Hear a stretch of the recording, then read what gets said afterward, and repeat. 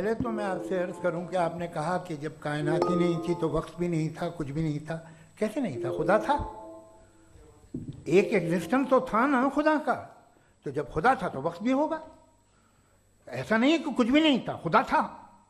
اچھا باقی ہے کہ آپ نے کہا صاحب آپ ثابت کیجئے، آپ کے پاس بھی لاجک ہے، میرے پاس بھی لاجک ہے. آپ میرا ذمہ داری نہیں ہے ثابت کرنا کہ خدا ہے. یہ دعویٰ تو مذہبی لوگ کرتے ہیں کہ خدا ہے.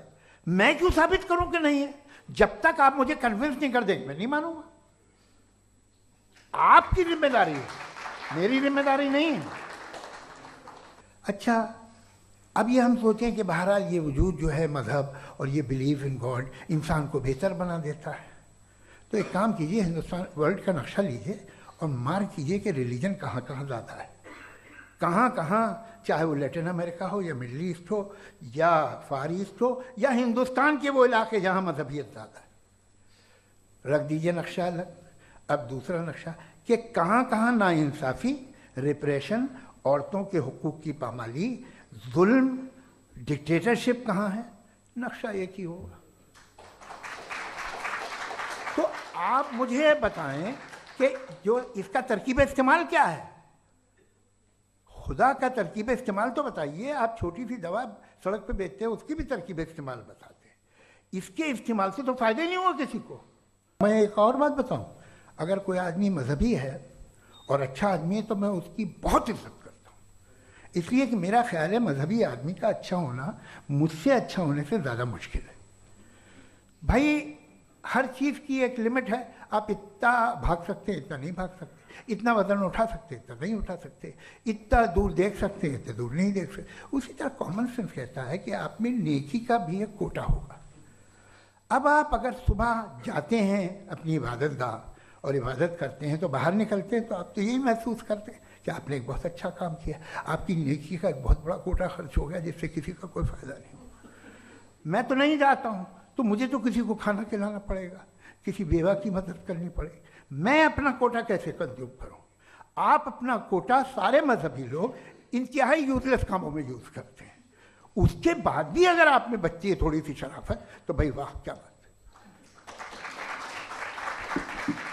اب ریبٹل کا راؤنڈ 2 ہے اور اس کے بعد کراس ایگزامینیشن ہوگا. مفتی شمائل ندوی صاحب. اصل میں جو حقیقی پرابلم ہے، اصل پرابلم ہے وہ یہ ہے کہ جاوید صاحب کے پاس کانسیپٹ آف گاڈ کلیئر نہیں ہے. انہوں نے کہا کہ کائنات سے پہلے خدا تو تھا، تب بھی تو ٹائم ہوگا. یہ ٹائم کائنات کا حصہ ہے. ہم اس خدا کو مانتے ہیں نیسیسری بینگ کا ٹائم لیس ہونا ضروری ہے چونکہ وہ ٹائم کا کریٹر ہے. جب اس نے ٹائم کو کریٹ کیا تو وہ خود ٹائم پہ کیسے ہوگا؟ اس نے جب اسپیس کو کریٹ کیا تو خود اسپیس میں کیسے ہوگا؟ اگر وہ ٹائم اینڈ اسپیس کو پہلے سے ہی اس کا پابند ہے تو پھر کس چیز کو اس نے کریٹ کیا؟ لہٰذا یہ سوال غلط ہے کہ خدا تھا تو ٹائم ہوگا. بالکل نہیں. ٹائم کے پابند ہم ہیں، خدا نہیں ہے. ہم فزیکل ورلڈ سے تعلق رکھتے ہیں، وہ میٹا فزیکل ریالٹی ہے. دوسری چیز انہوں نے کہا ورلڈ کا نقشہ لیجئے، ورلڈ میپ لیجئے. 2 الگ الگ جگہ کی. حضرت میں نے یہ ہوم ورک کیا تھا اور میں نے مڈل ایسٹ کا ایک نقشہ لیا اور یورپ کا ایک نقشہ لیا. یہ مذہبی علاقہ اور یہ لبرل اور ایتھیسٹ علاقہ. مجھے پتا چلا کہ سب سے زیادہ ریپ کیسز جو ہیں وہاں پر.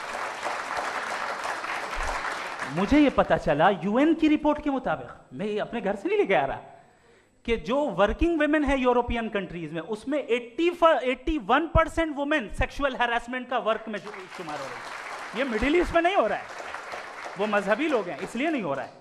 دوسری چیز آپ نے یہ کہا کہ مذہبی آدمی کا اچھا ہونا ہمارے اچھے ہونے سے بہت مشکل ہے، بہت مشکل ہے. تو اس کا مطلب یہ ہے کہ گاڈ کے علاوہ آپ کے پاس اچھے اور برے کا کوئی اسٹینڈرڈ ہے. میں چاہوں گا کہ کنورسیشنل اسٹائل والی ڈسکشن اور سیگمنٹ پہ اسی پہ بات کر لیتے ہیں. Thank you very much.